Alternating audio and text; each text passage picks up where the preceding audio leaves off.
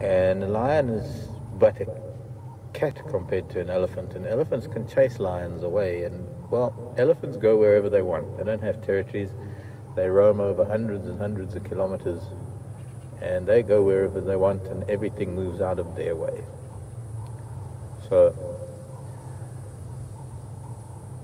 true masters of their environment, they are pretty much responsible for everything being here.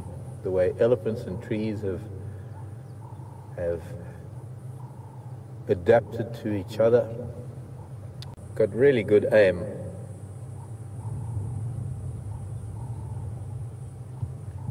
We'd love to find how to get that in slow motion or something. But literally sort of picking them up and flicking them into his mouth from a good few inches away. I mean, it's 6 to 8 inches away. That is just. Come, one more. Let's see, one more. Oops.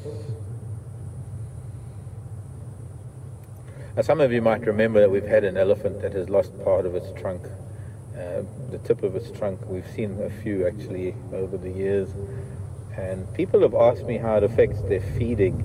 And I lived with an elephant up in Tanzania that had lost the tip of its trunk, and it was most incredible to watch it eating marula fruits, because it didn't have those two little fingers at the end of the trunk to be able to pick up a marula fruit, which is about, I say, a little bit smaller than a golf ball, like a ping pong ball. Ping pong, table tennis. I'm going to have to move. Brian's having to do some yoga in the back there to follow him. Now, there's a cloud moving in pretty quick. Anyways, this little elephant used to load them up his nostrils like a pea shooter, and then pop them into his mouth like a pea shooter. It was the most incredible thing. But just his power to adapt to feed on things that make it awkward. When it came to things that were too big to sort of put into the actual nostril part of his trunk, it was amazing. He would curl his trunk into a little cup shape, or he'd curl the tip of his trunk, and he'd actually roll the big doom palm fruits and other larger fruit. He'd roll them onto his trunk with his front foot. Well, it's a hand really, it's not a foot. I don't know why we call animals four-legged, because the bones in there, they've got shoulder blades, they've got the same arm bones that we have, just that they walk on their hands and their feet. So they're four-limbed rather than four-legged.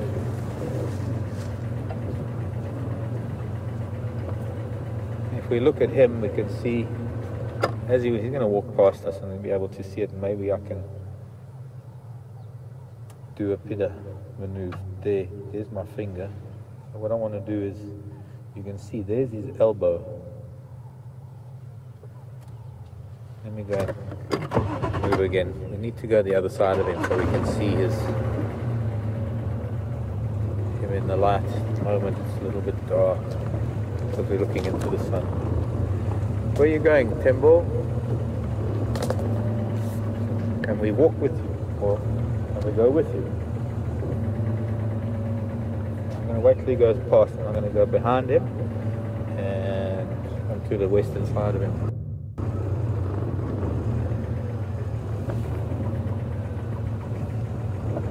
JB in the UK wants to know what those white spots are in the corner of his eye. It's mucus, and accumulated mucus, because he blinks a lot. Because you can imagine, sorry boy, did I just, I don't want to push you on further. I just want to get to the western side. I don't remember he's feeding it out. He's walking through brush and grasses and trees, and it's getting quite dusty nowadays, and I suppose more so now going into the dry season, although we're not quite there yet, but it is getting a bit dry and there is a bit of dust.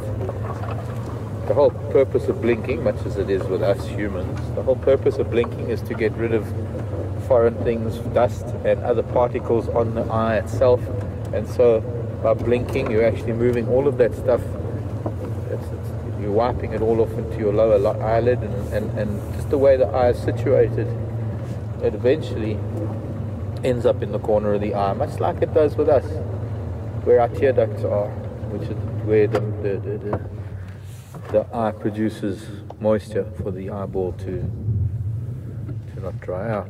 A couple of drongos that are enjoying his company because he's chasing up some insects, and they're getting a lot more than they would normally get without a large mammal moving around their territory.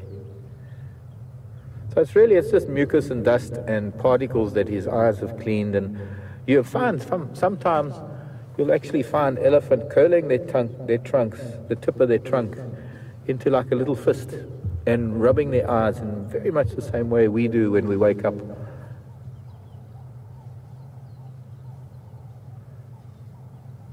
He does have a very slight must smell about him. He is leaking from his temporal glands. He's not dribbling between his legs. That drongo's back again next to his face, but he's pulling quite hard on that combretum, and the drongo's finding it hard to balance. Oh, drongo's right there next to his trunk.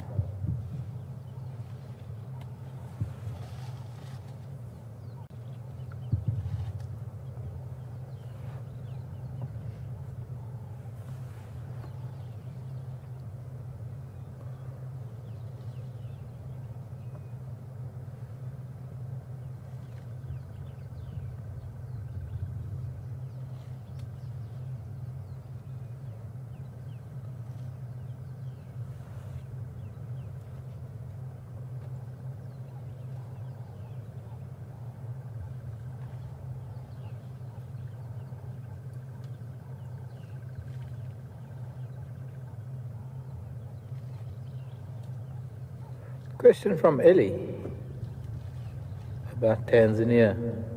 What's up, dude?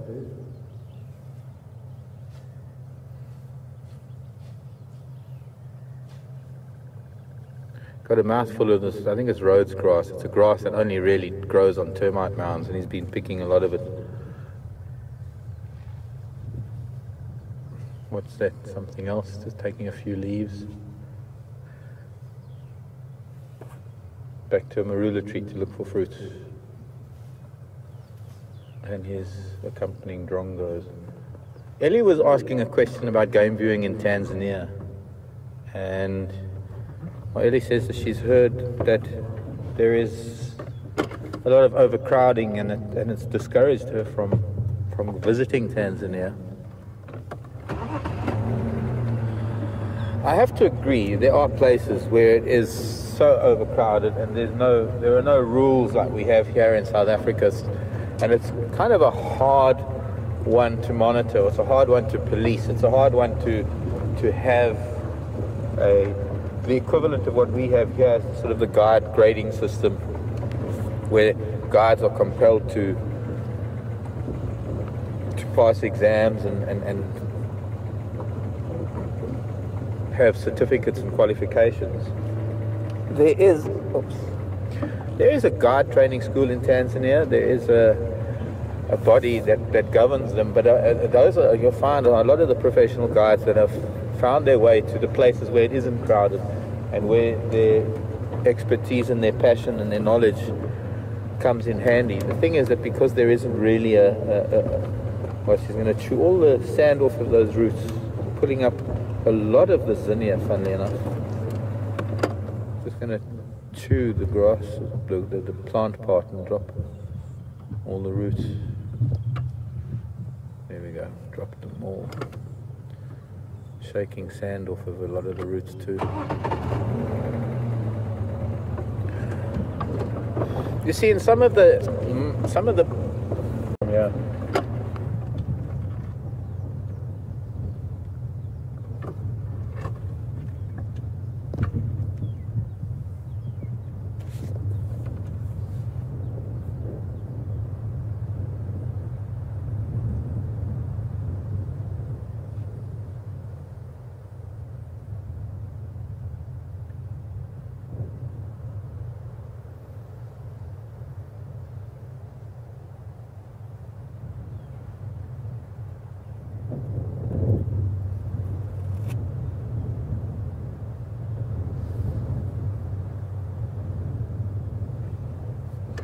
quite a strong breeze blowing, coming from the southeast.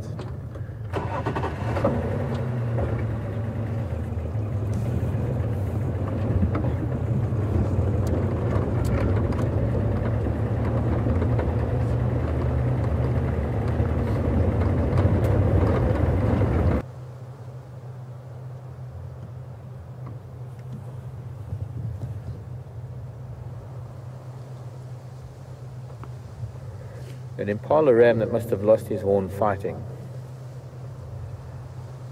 And sometimes, although there's a whole lot of things that happen in nature that stop impala from really getting into intense fights, the very bachelor herd that we're looking at right and dominant and who's the subordinate. But every now and then you'll get two rams that think that they're the boss. And then they square off. There's no giving up until one is seriously outdone by the other. And that could lead to injuries, can lead to broken horns. He looks like he's lost a horn right down at the base.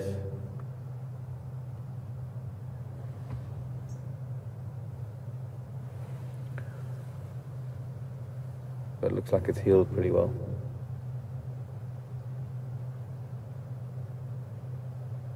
A unicorn.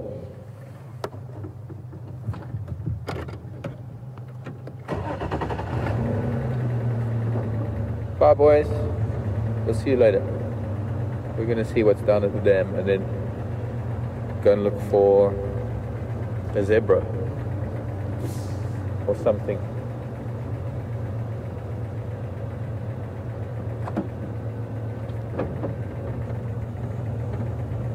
I'm reading you 4 out of 5, Scott.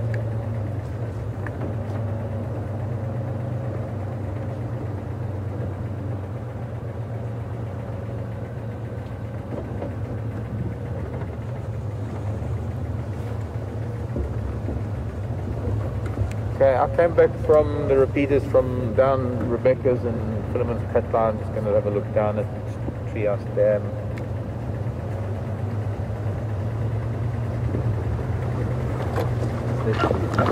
Probably become her own matriarch. And that teenager, not quite a teenager, but that older girl, the older sister of this little calf, look at this little calf's getting a good lesson from its older sister, how to do things. It's got a lot to learn. A beautiful sort of family shot, actually.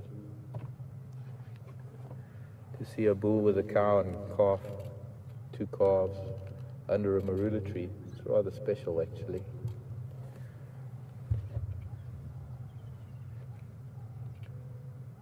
There she is. Once she wants to greet him, he's playing ignorant. And now?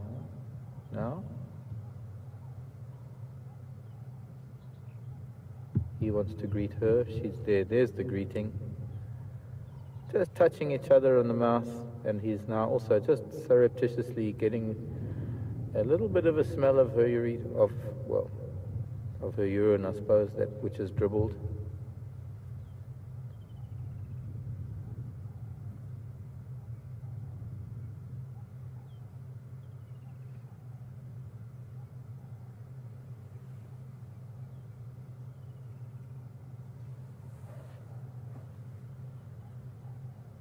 And hopefully this little child has got the next 6.5 decades of being a free elephant here in Kruger. And well, I can't really tell if it's a little boy or a little girl yet, but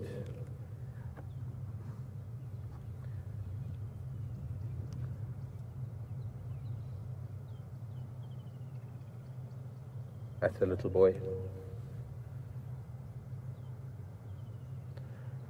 Bull has moved off. He's been very courteous. He's shown exceptional manners in terms of elephant society. He's approached but not approached. He's approached and let her make the first move. He has ignored the children, and waited for her to make that greeting, and then now he's moved off again. Brings back a question I had earlier that I haven't gotten to yet, about what age that they're kicked out of the herd. I can't remember who that was from, but actually they don't get kicked out of the herd. There are very few things that actually get physically booted or chased. Well, there are quite a few, I suppose, but elephants are not one of them. And if we were to watch this little boy, now in his first year of life, he would be going through very much the same as our children go through in their first 10 years. Their aging is the same, the amount they need to learn, the dexterity, the knowledge, the need for learning, the lessons that they learn. There's so much that's going to happen in his first 10 years. And then as a little boy, he's going to go through puberty, probably in between the ages of 12 and 14. But from about already when he's only 5, 6, 7, he's not going to need that closer contact with mom and sister. So there are going to be times when if we were to be back here in 5 years' time and we were to see the same old girl with her 2 calves, and I'm sure there might be others then too, because, well, when she becomes a teenager, that second one, she's going to have her own babies, go after puberty. She can probably, although she can conceive at a young age, she probably won't until she's in her mid to late teens. Hello, little girl. Can you bring the baby? Come and say hello.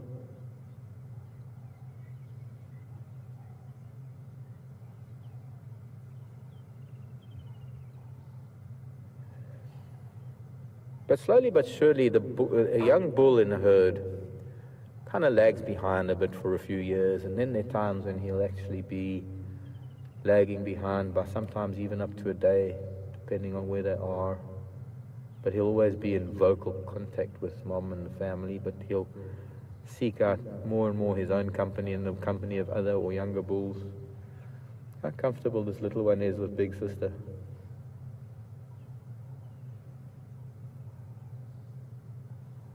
Oh, something gave it a fright.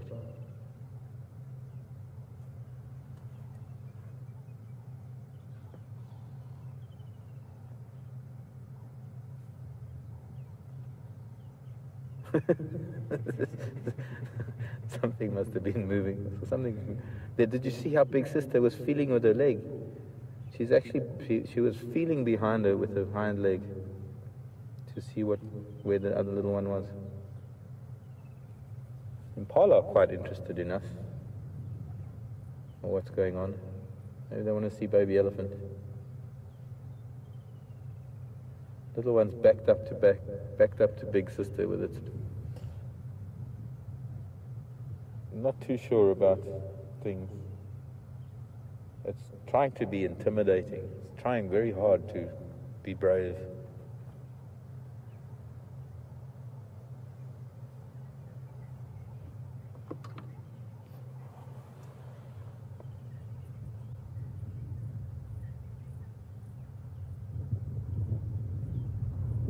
The marula fruit I was trying to eat. Run back to your mother.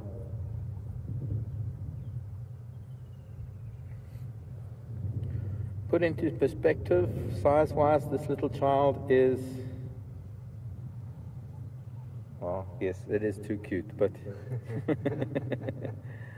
yeah, mom's going to keep touching. See how baby touches mom with the tail, and mom's probably going to keep contact with tail and hind legs as well. Contact, the baby elephant, contact, that physical touch is so important to it. It's almost constantly got to be touching either mom or sibling or aunt. Yeah, right underneath mom's belly. Tiny little thing.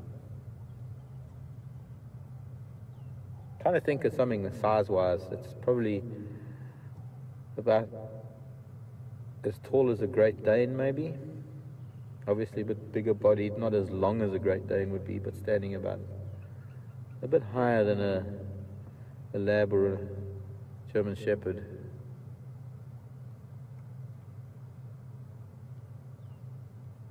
Probably weighs about 150 kilograms already.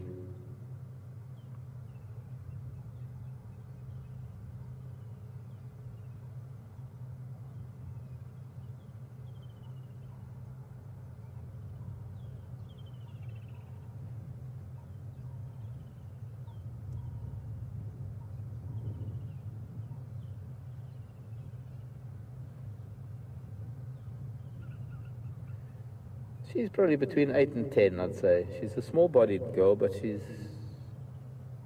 a very brave Ellie, the way she was behaving earlier. Backing up mom, having baby between them.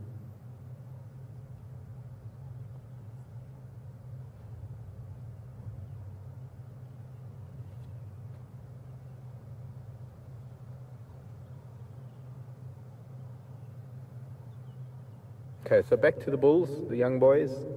They just reach an age where they leave the herd to join up with, in their late teens, to join up with bachelor herds or other bulls, and they then develop bonds with the bulls in this, and they become part of the bull society, as it were, of elephants within a particular area or within a particular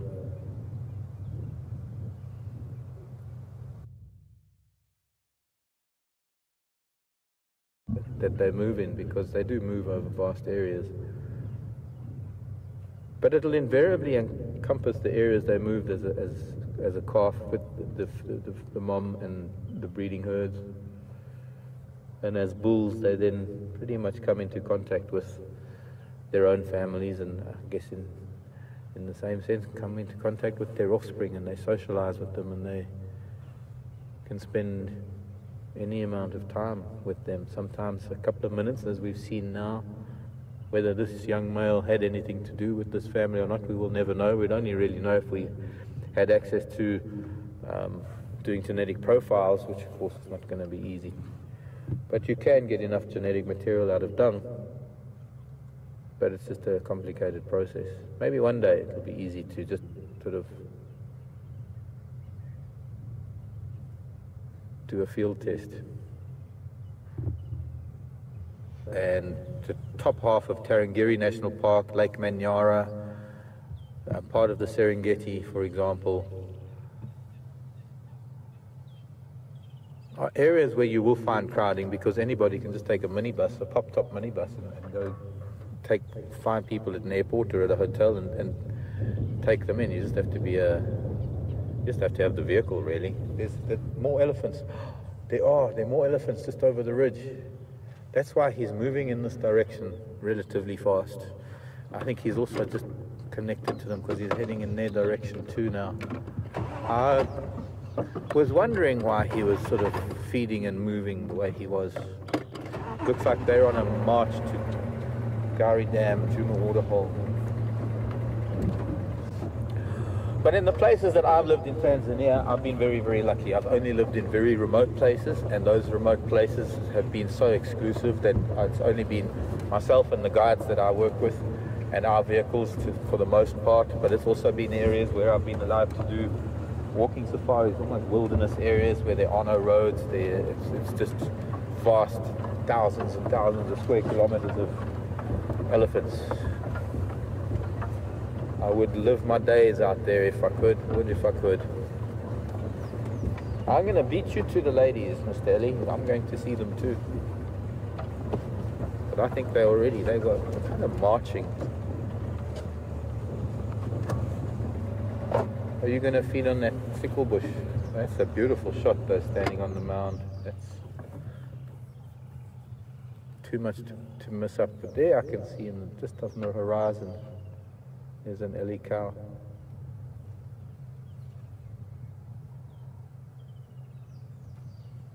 He might just be coming closer to talk to them. They might be relatives. It's me. I hope he does interact. That's beautiful. Oh wow, that's beautiful. That's why I live here. That's why I'll drive for hours and hours and hours on end and see nothing, just so that I can have an afternoon with an Ellie like this. And you, of course, all our viewers. I do this for you and me. And WildEarth.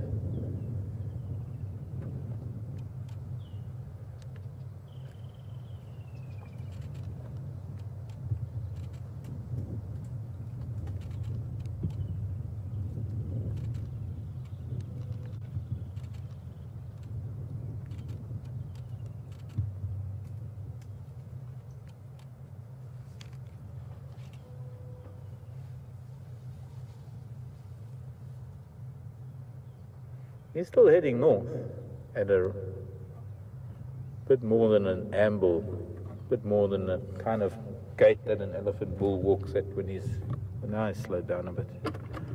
But he's missed that breeding herd, or that family group. I only saw an adult in the back of a child, so I'm not too sure how many there are. They've all headed over the ridge.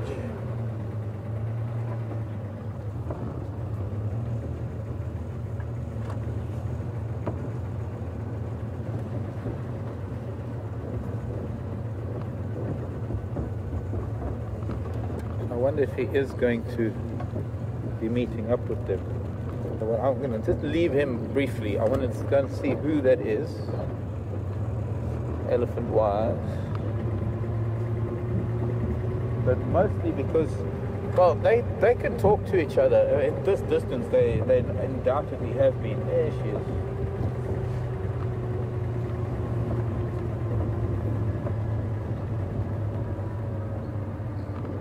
But there are places in East Africa that are just so far out of the way that you can be the only vehicle, and it could be quite...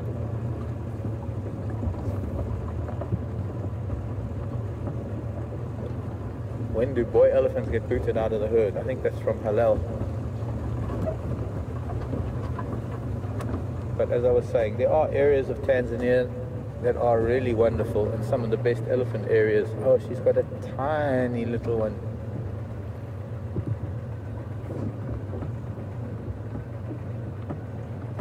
Looks like a warthog next to her. This quite a new little baby.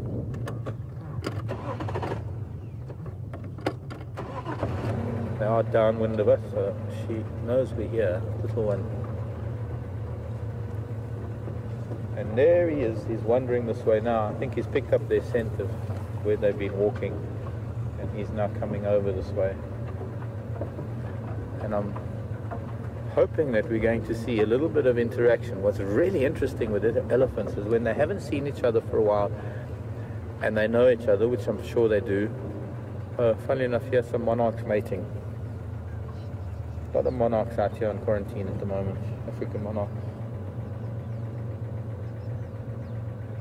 Anyways, we'll get back to monarchs mating. If those two are, there'll be others. But it would really be nice if we can just sort of sit, watch from a distance as he's coming off. I'm coming closer and have a look at this little child that's maybe only a few months old.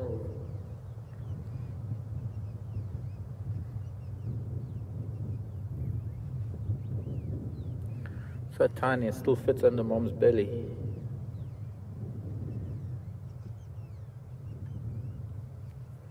She's taking little one away, and the other child now also actually running up to her, so we're going to see if she's going to accept his presence or not. They must have picked up his scent.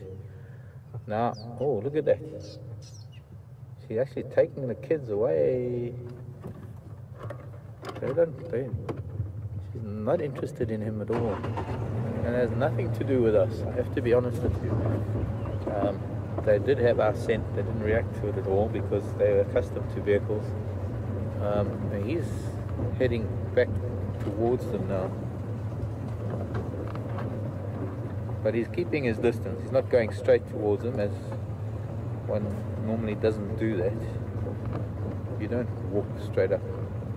But interesting also how the other child of this mama is, and she's a little girl, I think, how she's being quite defensive too. They've got the baby between them. They're both facing outwards.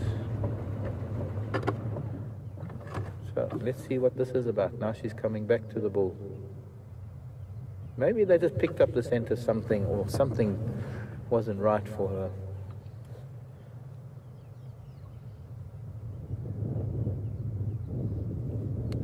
Notice how they keep the little one between them when they're approaching the bull. Let's see, the little one's going to go and greet now.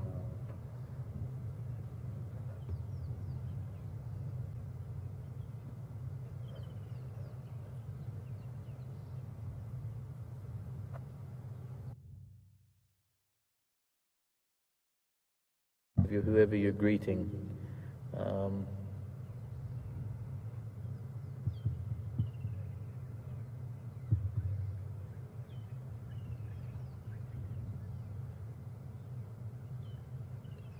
She approached him, but there was no trunk exchange, there was no physical exchange, quite strangely. They're all eating marulas now. Of course, I don't know what the history is. They could have been together all morning. They could have been together for the last week or two. They undoubtedly know each other. Why she ran with the kids, or why the kids took off like they did, I don't know. Certainly had nothing to do with us, or the bull, I suppose, or maybe they just picked up a little bit of a must scent and they thought that they were going to get hassled by a bull. She's not a very old mom. And I've often been asked the question about how the matriarch, how that succession takes place, how it is that an elephant becomes a matriarch. And what you have is, when you have a fairly large family of a matriarch and her daughters and their children and several ages of children, you are going to get to the point where the age-old matriarch is going to pass away.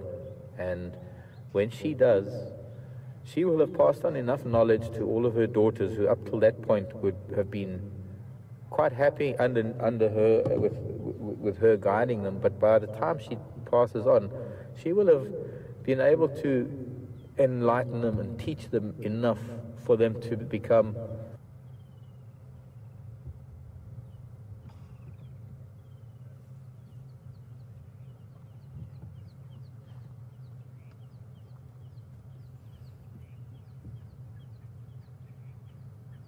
that little one picked up a scent of something again, coming from the south, that's made her run back to mom.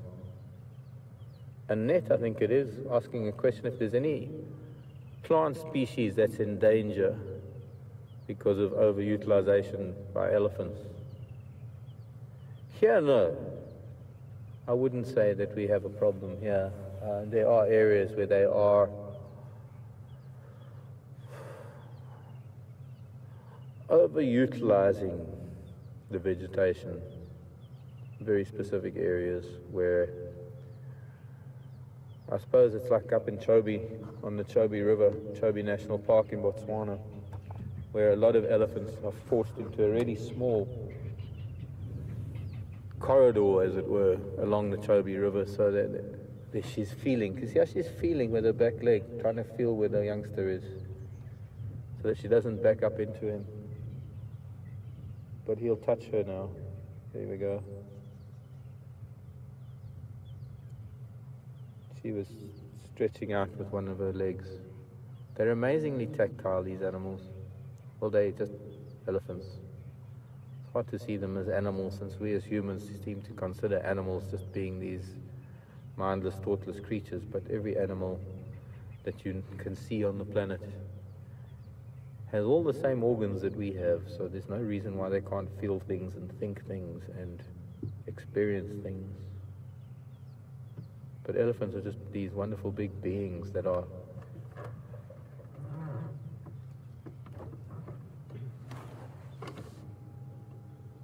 just the most amazing and the most calming and the most wonderful to spend time with. A beautiful sunset that might be coming soon.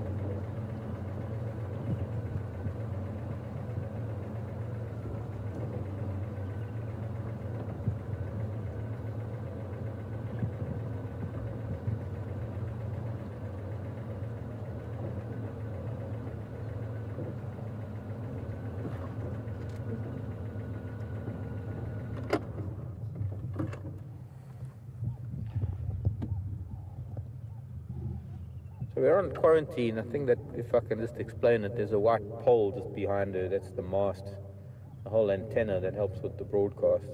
It's how close we are to sort of the main Djuma camp, Vuyatela. We're right on the edge of the clearing, which is just outside the lodge.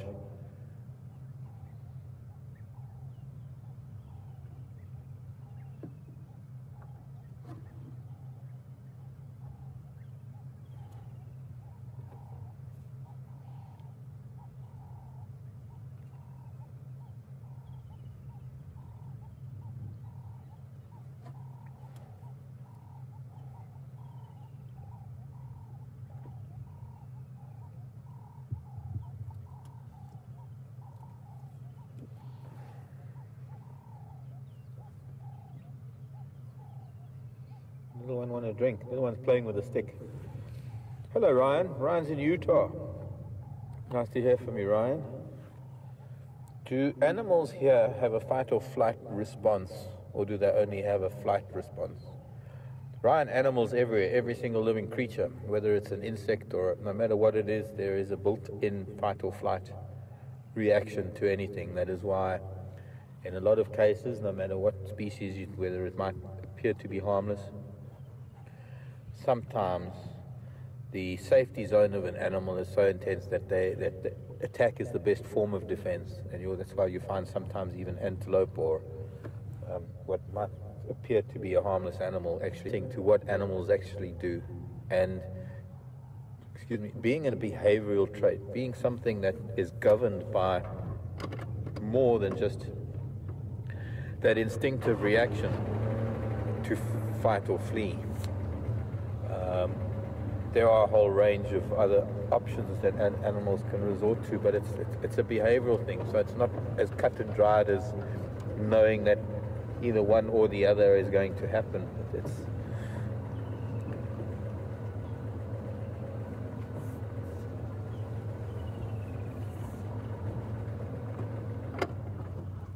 I think little one's drinking now. Big sis, you're in the way.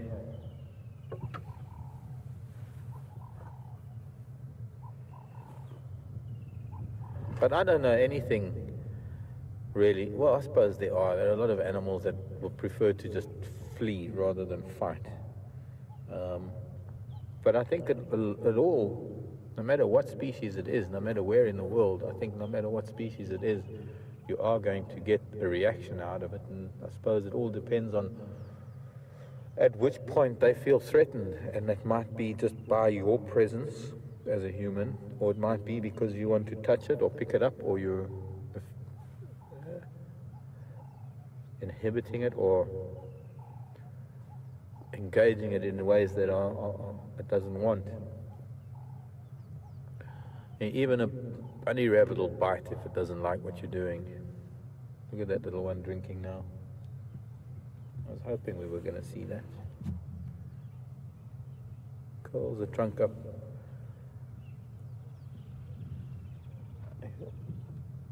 Hard to see where it's putting its trunk, but it curls the trunk up so that it can get to the memory.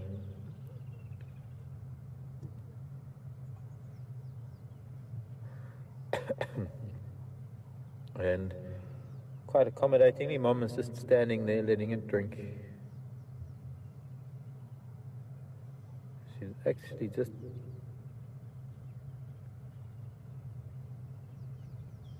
about had enough.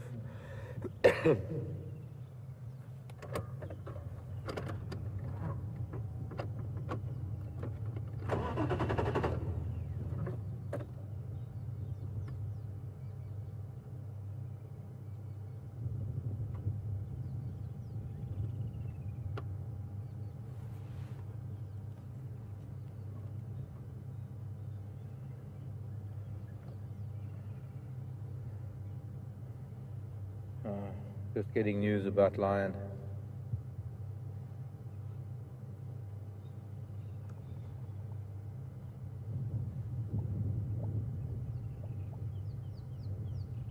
Sorry.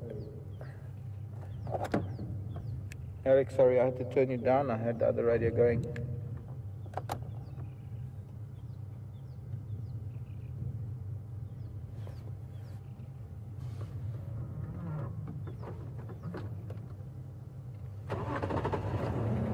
Hello, Casey.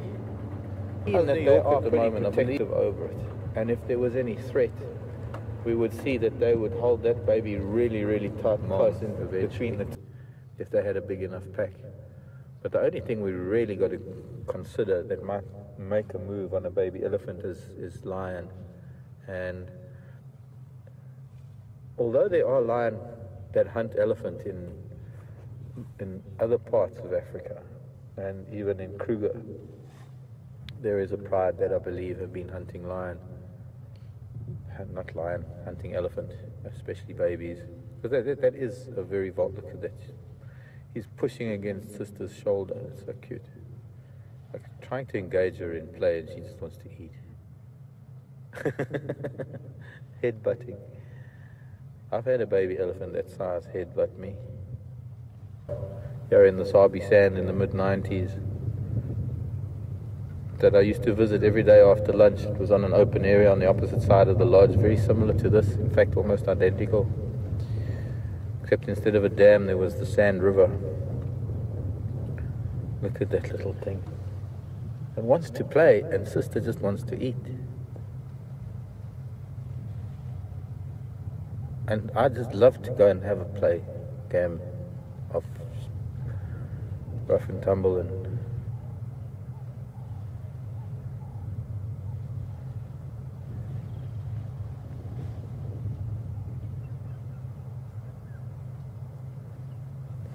you know, there are prides of lion that have even taken down fairly large elephants. I know of a pride of lion in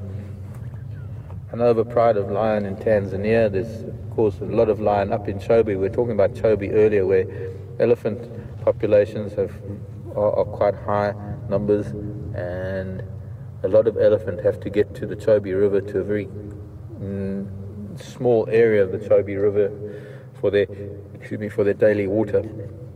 And lion have learned how to hunt elephant there.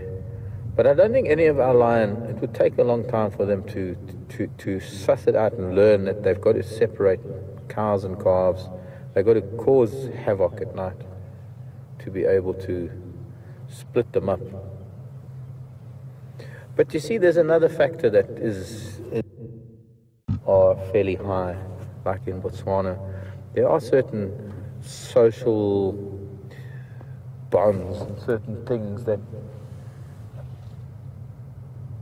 break down, I guess. I mean, maternal care, social structure, all the kind of things that really happen in overcrowding situations in any species that is a social species or a gregarious species. Well, not so much gregarious as much as it is social and nurturing the way. Look at it, it's coming running back to Mom. I'm going to try and move so we can see it again. Mom's going to move down to the other calf now too. I don't have to move. This is the most wonderful thing, being able to witness this and to not be influencing their behavior, to not have them fear our presence or alter their behavior because we're sitting here and watching. And I think Scott's going to actually come and join us.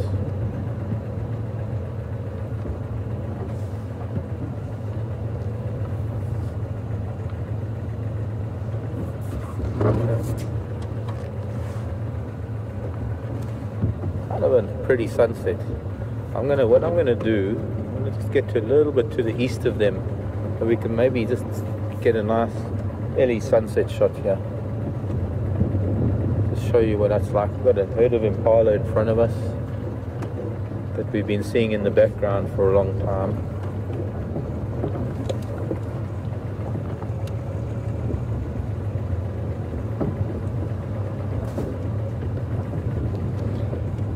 Hello, children. What's up?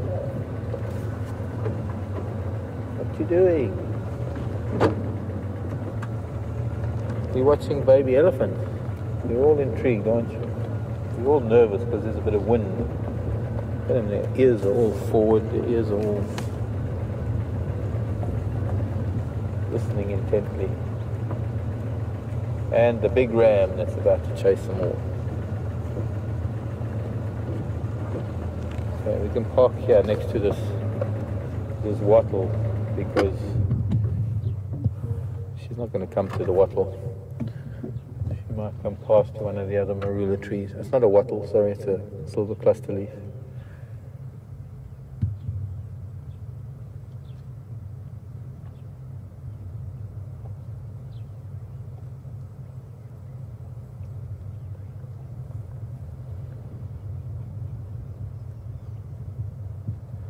She's also vulnerable. Yeah, let's face it. She's a single cow with two children. The lion's mentality to do that, or lion have to have experienced that in their pride when they were growing up. Or I suppose there's always that first time that lion tries something like that, and then maybe it's because the opportunity is there. And there was that elephant calf I was telling you about in the mid-90s at Inyati Game Lodge. We had this elephant calf. I arrived there, and it was across the river from the lodge on this beautiful open area, and it never left the open area. It appeared, well, I assumed it, or I diagnosed it as being deaf because of when I walked with it, it couldn't hear me or didn't react to me until it actually saw me. And sometimes if there is something wrong with the youngster, a mother will abandon it. It's a survival thing. To put the herd in danger because you have an individual or a calf or a child that is not going to make it very well or very easily. Anyways, for whatever reason it was abandoned. I would head out over onto the open area every day after lunch, and I'd walk with it a little bit, and I'd try and diagnose things. It had a couple of pussy wounds on it, which I thought might have been TB. But other than that, the only thing I could think of was that maybe it was hard of hearing, because it couldn't hear me moving around, and only when I saw it, or rather only when it saw me, would it react, and then it would rush me and almost knock me over. Now those lion, I saw one morning, I came back from game drive, we were on our way back for breakfast. I was with some guests, and it was about 9 o'clock in the morning. We'd seen it earlier that morning on the open area, and we were coming back past the open area to cross the causeway back to the lodge, and we found the lion on it. She's raising her trunk, smelling something.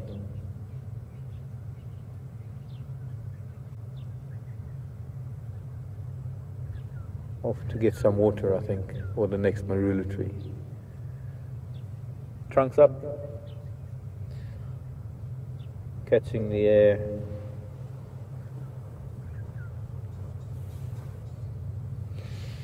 I think they're smelling.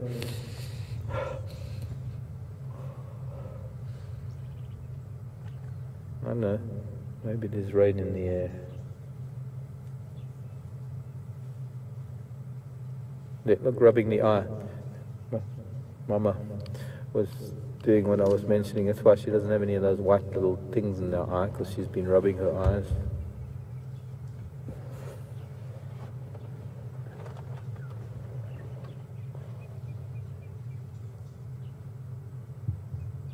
Can you hear the radio? Pardon? Can you hear the radio? No. Oh, I was talking, so I turned it down and I forgot that I did. No, I can. Did Alex say something? Yeah, Alex has got trying to get hold of you. Okay, my volume's up again.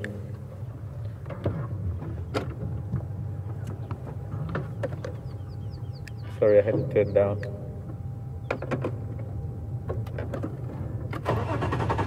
There's Scott. There's Scott. Look at that.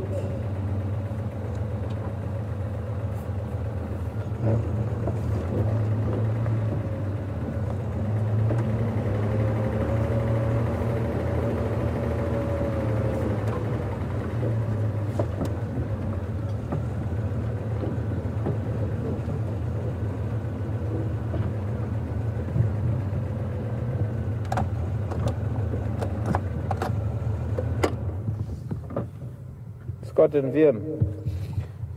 Hi guys.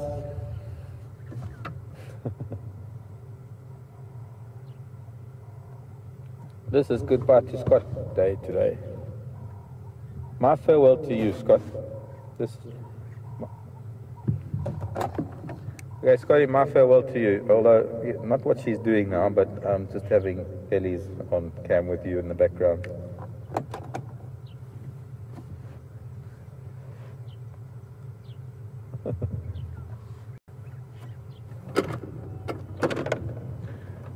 I don't know why. I suppose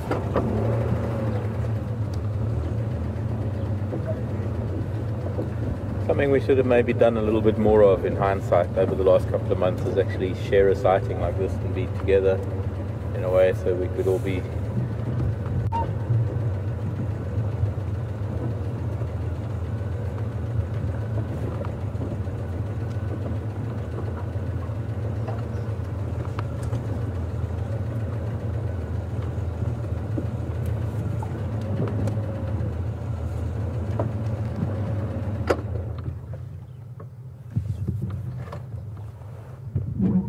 Sorry, Brian, got to change angle there. Look at this little thing.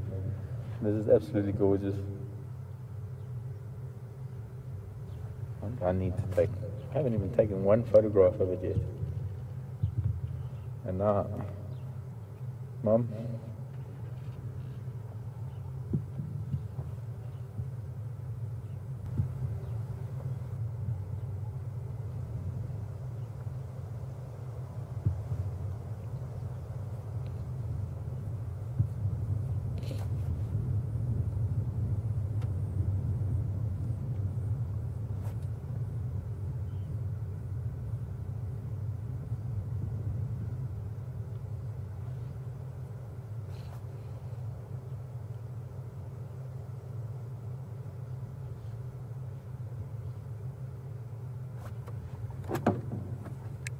Alex, we can switch cameras.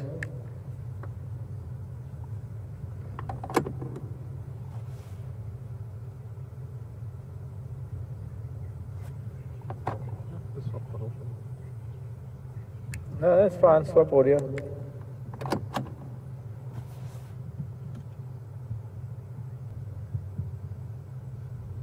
Okay, well, let's go to the other vehicle then.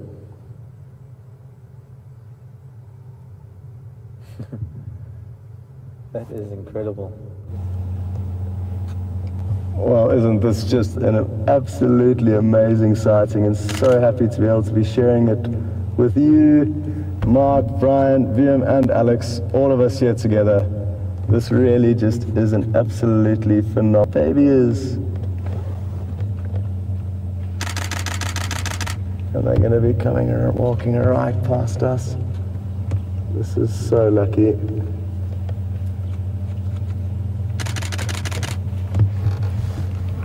Hello. Hello. Hello, guys. Hello. Look at how close they are. This is adorable.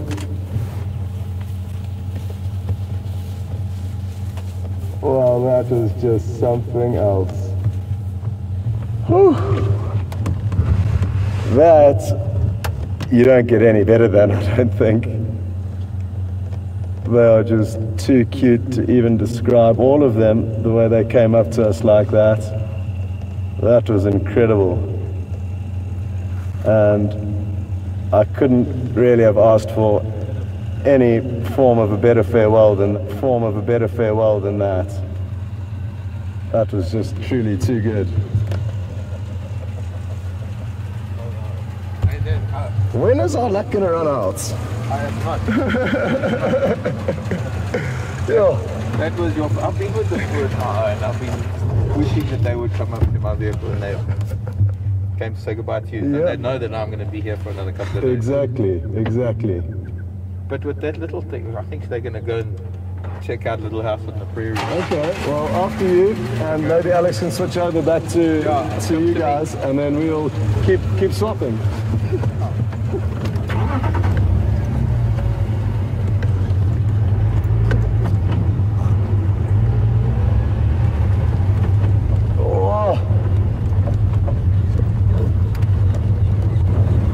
It was just wonderful because it was a lovely farewell for Scott. Have mama and baby, and especially with this little baby, you know, people can get so general about elephants and we've got a baby, they're going to get so aggressive, but here's a perfect example of how she's been quite comfortable with our presence, even walking right up to the vehicle, Scott's.